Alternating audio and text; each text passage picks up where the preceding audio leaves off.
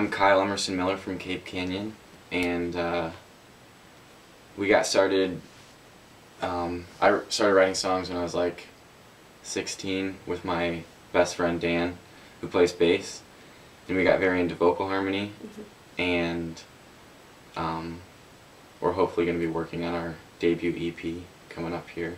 Right at the band's beginning last summer, you two stayed in a cabin and recorded songs for 2 months straight. What was that experience like? Because you left home to go across the country to somewhere you have never been before.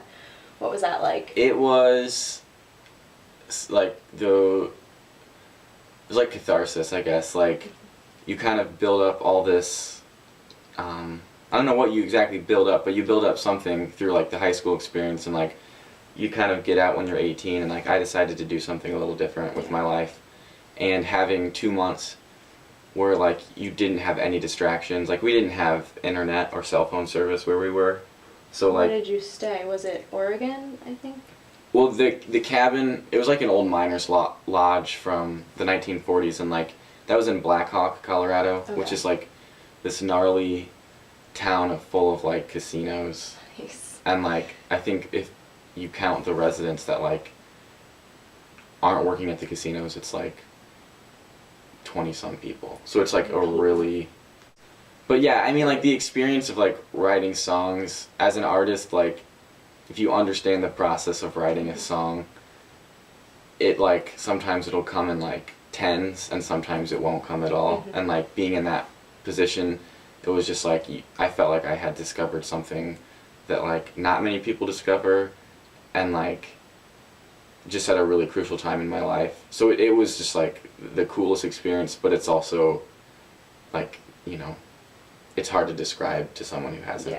Yeah. Did you, when you were writing the songs, did you write the lyrics first, or did you write the music first? Like, which came first? Because I know sometimes people come up with the lyrics, or people come up with the melody. I'm a big fan of like guitar parts, then making a melody, and then making lyrics, because like if you make the melody before the lyrics, usually like the lyrics fit in, like it's just like it flows a bit better for me personally. So that's normally how it went, was just like I write a lot of like the guitar parts with Dan, as far as like his bass lines with the guitar parts, and then like that really affects the flow of the melody, and then once that's kind of set in stone, then it's really easy for me. Sometimes I'll just record a demo of those things and then just like play it back, like loop it back, and then write lyrics that way, which is usually like the easiest way for me to do it. So you do write with him, or mainly, or do you write? I mean, it's like one of those things where, or like, will you both write and then come together and then be like, so this is what I have, so this is what I have? I mean, it's like by no means have I ever looked at, like I've always looked at like what I do as like a band, but more recently I've realized it's like I write sometimes I'll write the bass line, like multiple guitar parts, like multiple harmonies, even the drum beat, like by myself, and then when I get to playing with like different people, they just kind of make their own version of what I did. So like Dan and I don't necessarily write together, but I think because like when your best friend plays music with you and he plays an instrument, like you write around that instrument when you're younger, and like just like now that we're older, it just so happens that the bass line is a very integral part of our music. Okay. So it's just you and him, and then you guys have other people that play with you when you play live. Yeah. How did you come to like find them? Or like actually start working with them? A lot of times like one person leads to another. We were playing with our friend Jacob, who played guitar and sang harmony, and he hasn't been doing it as much recently, and he kind of led us to, I think, the guy who's going to be doing it more permanently, Hunter Veers, and he's a music student from Worcester, but he lives in this area over the summer, so like I think we're going to probably start working with him. And like we have a friend, Balloon Messenger, I don't know if you've heard of him, but he's going to like help out on drums more with us, so that's exciting. It's like cool to, it keeps it fresh, and like you know, I'd say that we're very much a band at times, and like as an artist though too, it's nice to like not have to like be so, you know, bandy. It can like bands can feel kind of silly sometimes. So are they gonna go with you to Indiana to record your EP, or? Yeah, we're actually bringing a bunch of different people. We also have a friend, a guy that has played with us a lot recently, Jamie Clare. He's going to be playing drums on the album, and like Jacob will be doing a lot of singing, and like Hunter is really good with like slide guitar and stuff like that. So we're going to try to include as many different people as we can. Okay, are you gonna the songs that you have written so far that are on SoundCloud and everything, are you gonna put any of those on the EP, or is it completely new, completely different, like songs? Because I know your sound now is like a folky sound. Are you gonna stay with that, or are you gonna go in a different direction? I mean, it's like the same thing. Yes. Like specifically, there are a lot of songs that like have kind of gone out of fashion with me. Yeah. But like a song like Prairie Fire, that's gonna make it. Dreams of Joanna, like that's gonna be on there. But like we have a lot of stuff we haven't recorded that like a few songs we haven't even played live yet that we're going to be putting on. And like I think it's going to end up being an EP.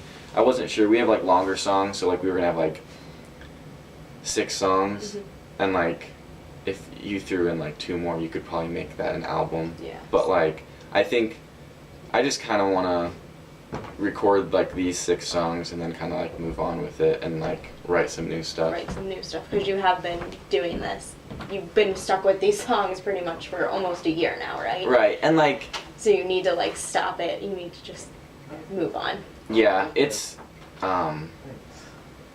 like really cool to be able to say like, because they say you have like your whole life to write. It's cool to like say that most of these songs came from like the last 12 months, because like even when you're a young musician, like you can be pulling songs from when you're 16, and like these are all pretty recent songs, and like I hope that is like, I know a lot of people who are like 22 years old and they're like still playing songs that they wrote when they were like 17. Because you can still relate to it. Right, and like I think I may have a few of those types of songs, but I definitely want to like keep moving forward, and like I tend to write things in groups, so it's like I hope that this time next year like we have a new batch of songs that we like even more. So when you guys went to the cabin and were recording all the songs, like did being up there like isolated from everybody like inspire your sound and like the type of sound that you do in your songs? The folk influence came from just kind of being tired of like the same old thing, and like how you'd look back at what you were listening to a year ago and you'd feel like it was very like 2006 or 2007. The cabin was kind of just like a fluke. Like you hear about artists that go to a cabin and like it was a retreat, and it was kind of like, what the hell am I doing out west, you know, like at this point in my life. But I don't think it was an influence on sound as much as it was like an influence on like just the songs coming from nowhere, you know? So it just inspired like the music and the lyrics itself.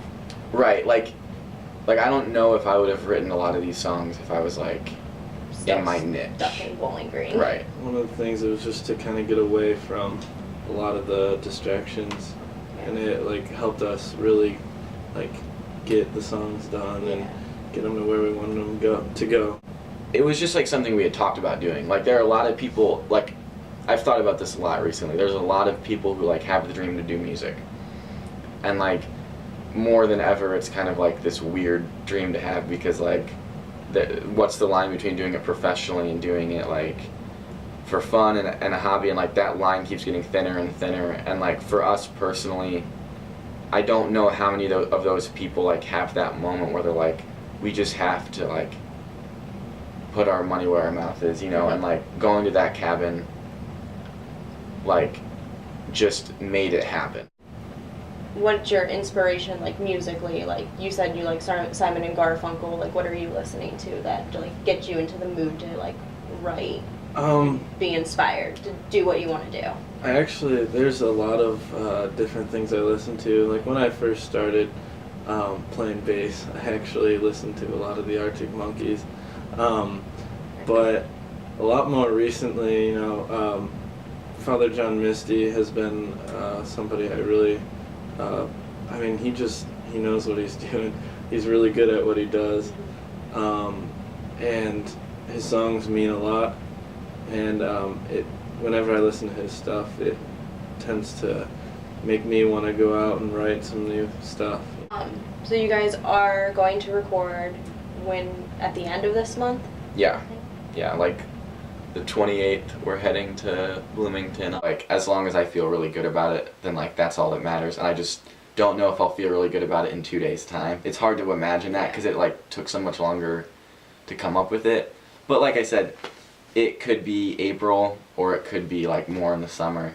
But we kind of like finish up the musical stuff in April. Then probably like late May, early June is when like people can hear it.